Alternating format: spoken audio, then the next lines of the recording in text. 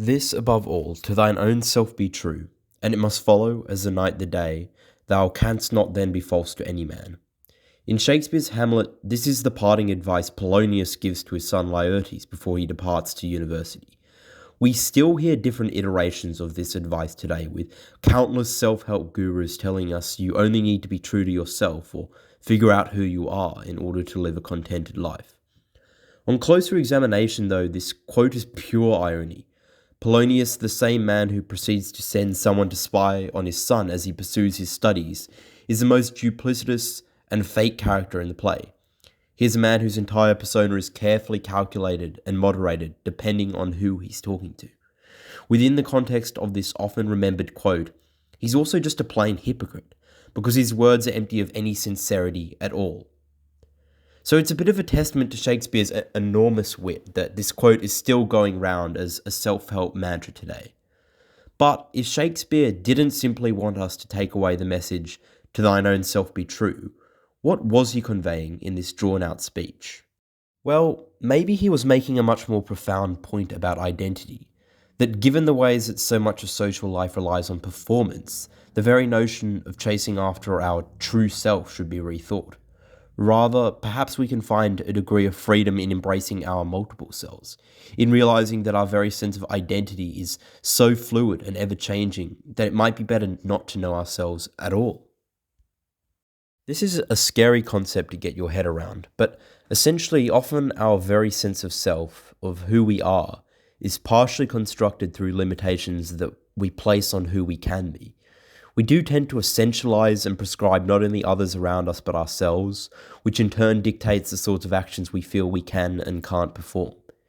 Even more detrimentally, once you've constructed a really firm sense of identity by using these self-labels, Mark Manson tells us that the more something threatens your identity, the more you will avoid it. You can very quickly engage in patterns of avoidance without even acknowledging consciously that you're doing so. And what you set yourself up to avoid may be closely correlated with the story you tell yourself about just who you are. Just stop and think about how much of the time we interpret our fictive self-judgments as stone-cold facts, and such fictions play like broken records in our minds all the time. I think to a certain degree, if we are honest with ourselves, we also find a degree of fear behind this whole process, of fear which disguises itself as self-protection. As a simple example, is someone who definitively claims that they are an introvert at a young age really an introvert? Or are they living in accordance with a sense of self that seems to work for them, but really masks their fears at confronting and engaging with the social world around them? But what would it mean not to know yourself? Well, to understand this concept, we can turn to the modern psychoanalyst and writer Adam Phillips. From his perspective, the most central role of a psychoanalyst is to cure you of your self-knowledge and your wish to know yourself in that coherent narrative way.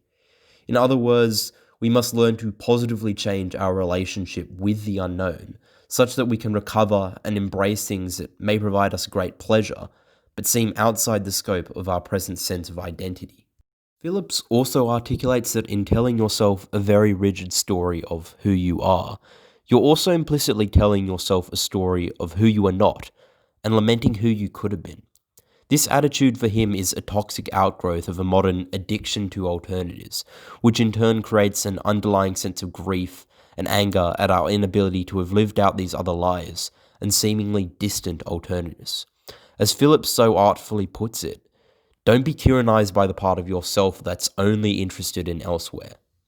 To explain this concept very simply, take someone who considers themselves more of an intellectual interested in books and reading.